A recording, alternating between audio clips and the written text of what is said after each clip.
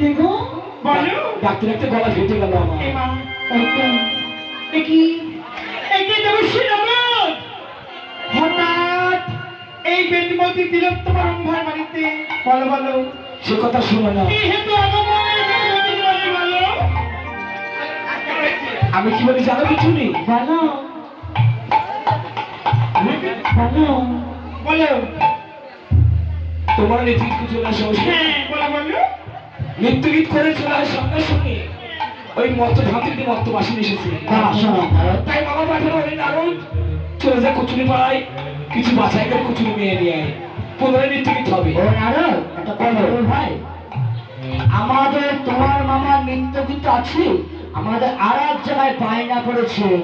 যদি তোমার মনে করে যে মামা দেউসভাই আধা ঘন্টা নৃত্য করবে, তাড়াতাড়ি নিয়ে চলো।